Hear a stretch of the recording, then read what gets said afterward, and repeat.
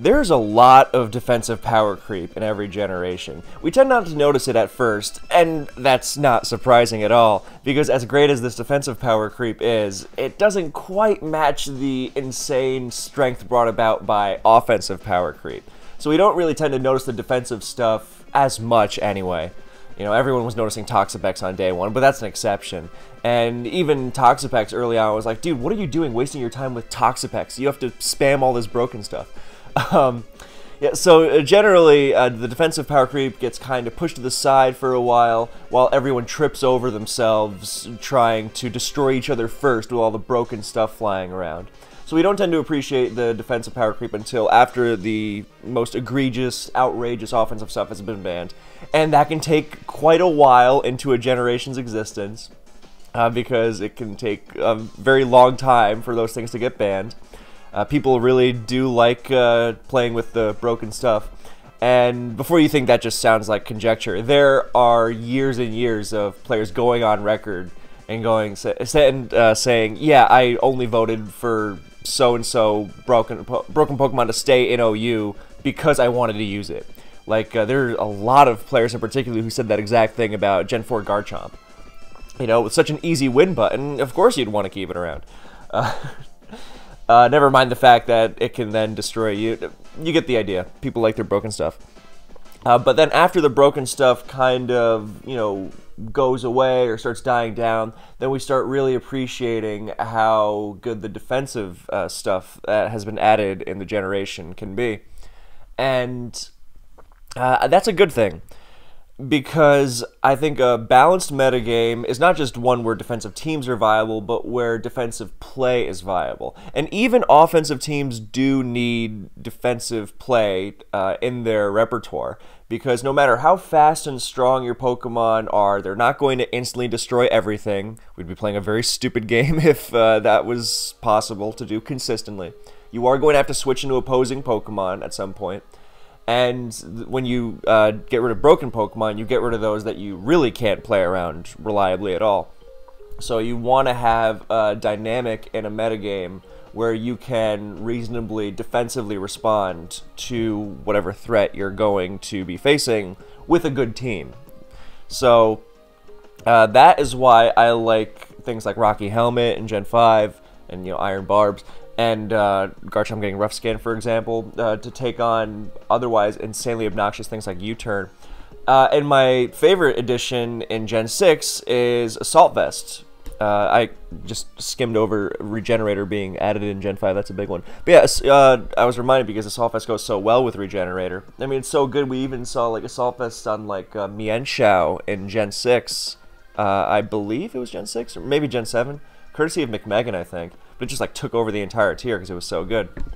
And the reason I like Assault Vest so much is that it provides, like, a lot of time when people think of how do I balance out this broken element of whatever metagame, then they suggest dropping down another more broken Pokemon. That's you know, an instinctive response.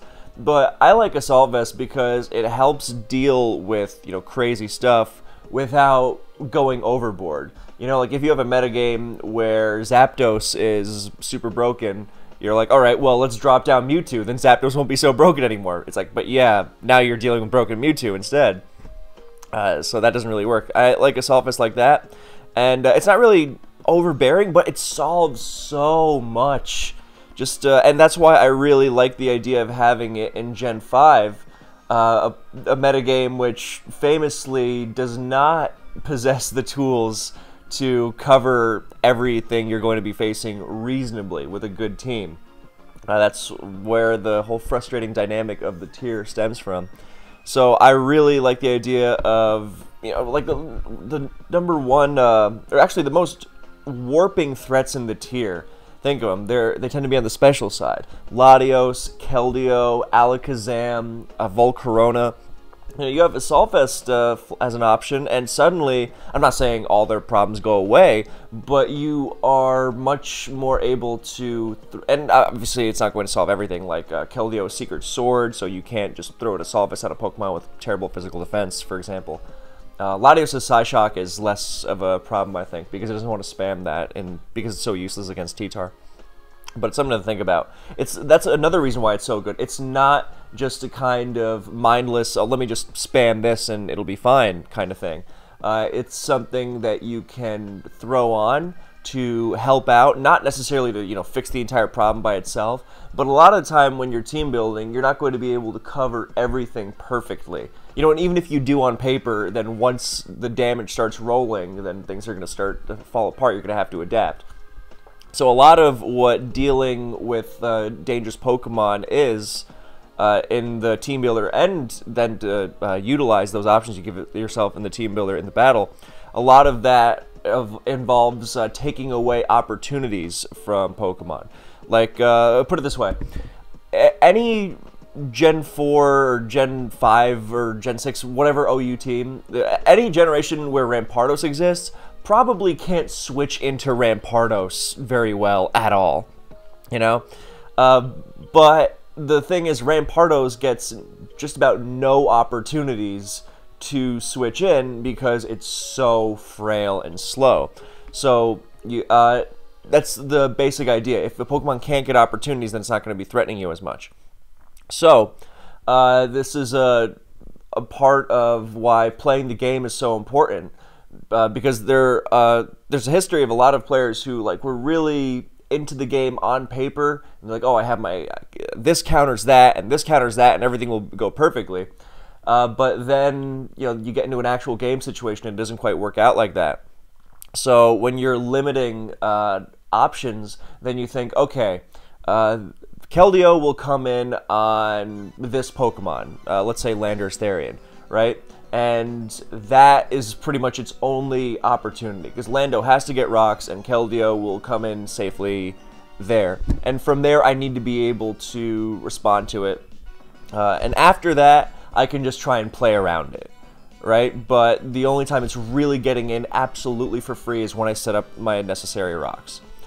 So in a situation like that, if your team doesn't switch into Keldeo too well, but you really want to maintain the team as it is, then you would consider throwing a Pasho Berry on the Landorus Therian. Obviously, this is just a very simple example, because Lando T is not necessarily going to be bulky enough to survive Keldeo all the time, but it's the general idea, and you can EV it by doing ridiculous things. So Assault Vest is basically a supercharged version of that idea. You know, it's basically, you know, a resist berry for pretty much everything, including things that don't hit you super effectively. Like, you're not throwing Haban Berry on the non-dragon types threatened by Latios's Draco Meteor, because it's not hitting you super effectively, but it's still threatening to destroy you. And with Assault Vest, you suddenly have recourse against it. The reason this replay is now UU, by the way, and I have more non-OU tier ones in the back, is because I think AV would be a really fascinating introduction into all the Gen 5 tiers. You know, besides Little Cup, of course, because there's a Violite. But, yeah, I think it would be really cool to see things like AV Ho-Oh and Ubers. I mean, Groudon, Kyogre. There's so many things you can do with it. I'm just mostly focusing on OU because it's the least balanced of all those tiers.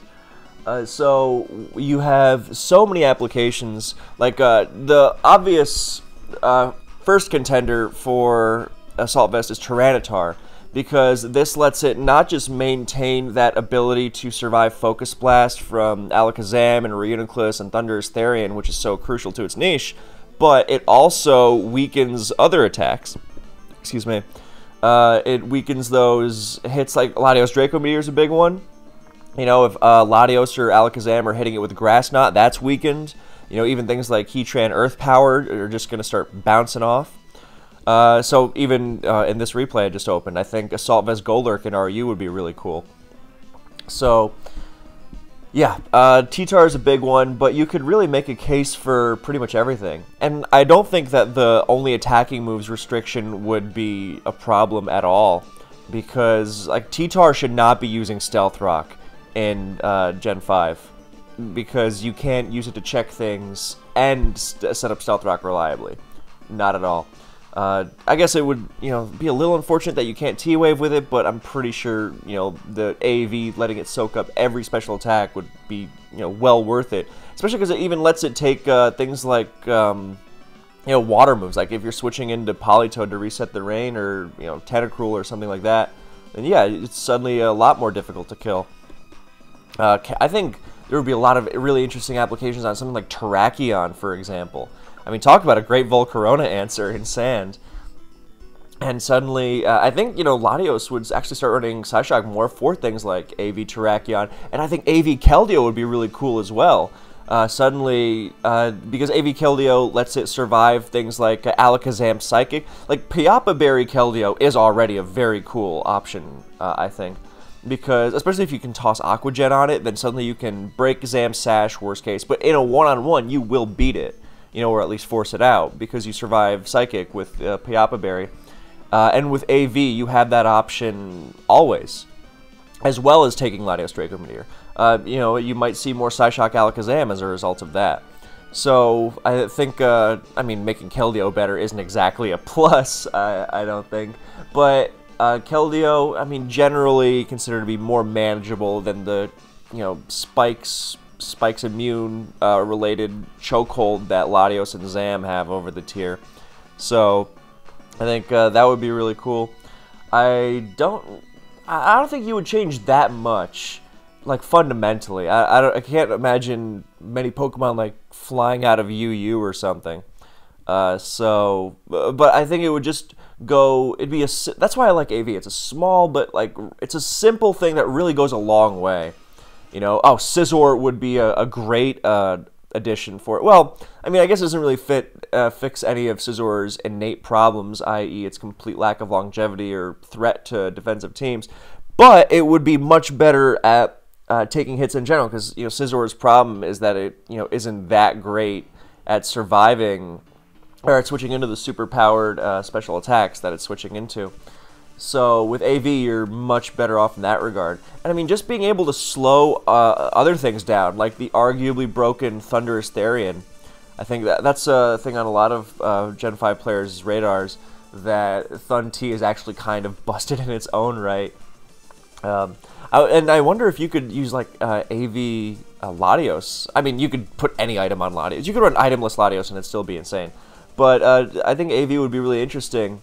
You can't recover, that's kind of a big deal, but being able to slow down, the barrage of rain, possibly Specs boosted Hydro Pumps, or let's say, Thundurus T HP Ices, things like that. Just the general ability to slow down all these monster special attackers.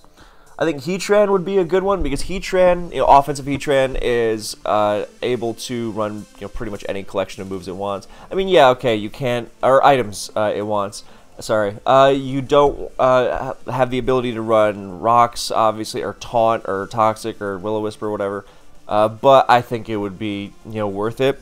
Suddenly you have that. Like sometimes offensive Heatran will run Chople Berry. And, you lose the Chople Berry against Terrakion, obviously, but you gain, the ability to survive Zam's Focus Blast while being able to more reliably pivot into something like Latios's Draco and Surf, of course, take on Thundurus T more. I think it would be really good, because it's still going to be an offensive Heatran, it's still going to be threatening, whichever 4 moves you decide on. But you also gain more defensive utility out of it. And that kind of balance is rare to be found in Gen 5. I think it would go a long way.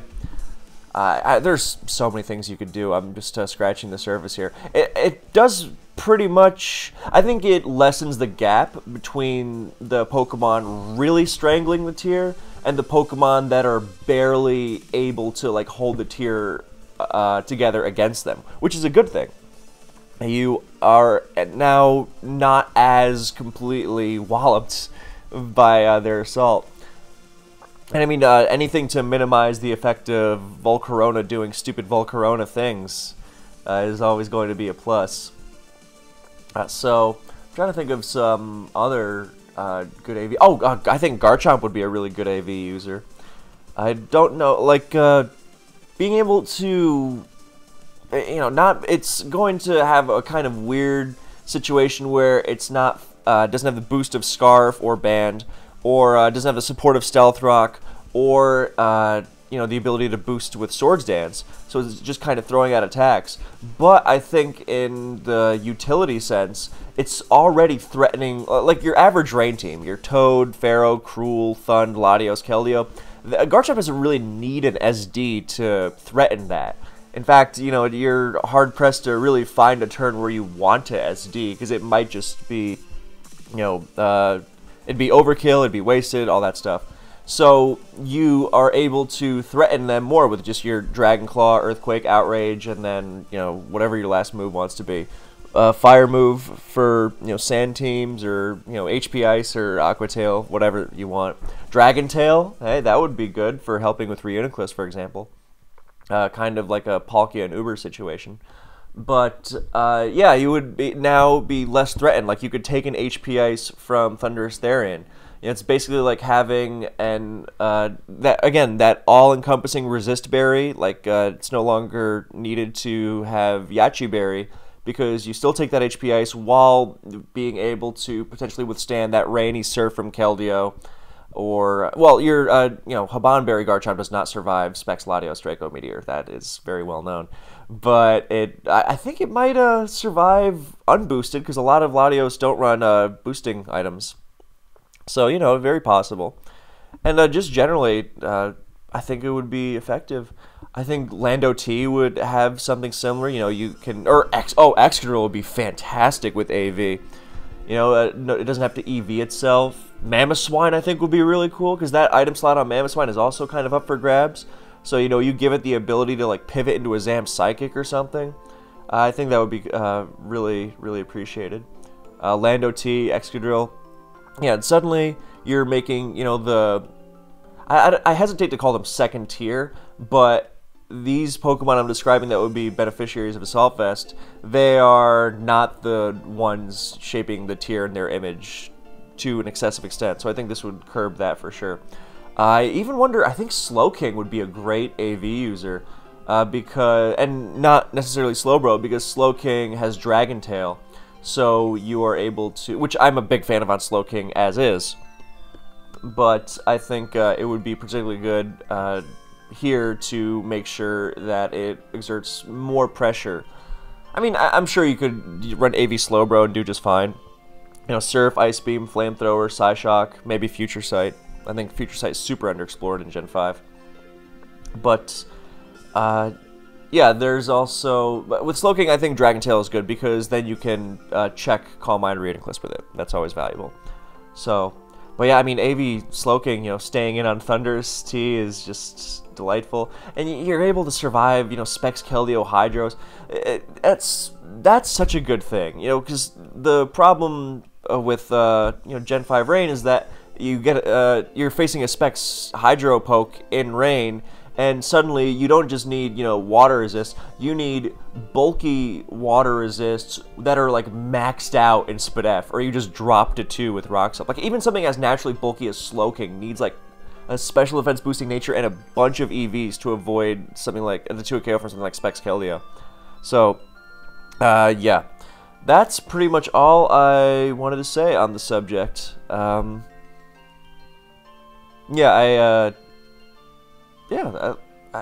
wow, this was 18.5 minutes. I didn't realize. Feels a lot shorter. I guess I will finish this off by telling you of my idea for a superhero movie. And it'd be really great, because the basic premise is to torture the audience the entire time. Because they go in expecting, your fun, lightweight, it has this moments that pretend to be dark, like, oh, there's a real conundrum here, before resolving itself with a, nice little bow on top. But yeah, just torturing the audience every way imaginable. I don't mean like with cartoonish levels of gore like The Boys or something, because I don't mind The Boys, but I also think it's not really as subversive as it wants to be. I think it's just kind of, because it's still really softballs most of its stuff. It doesn't really get intense. And I mean, formally, it's more or less the same. But yeah, when I'm talking audience, torturing the audience, because I do think mainstream superhero audiences do need to suffer. In this regard, anyway. This has just gotten so, yeah.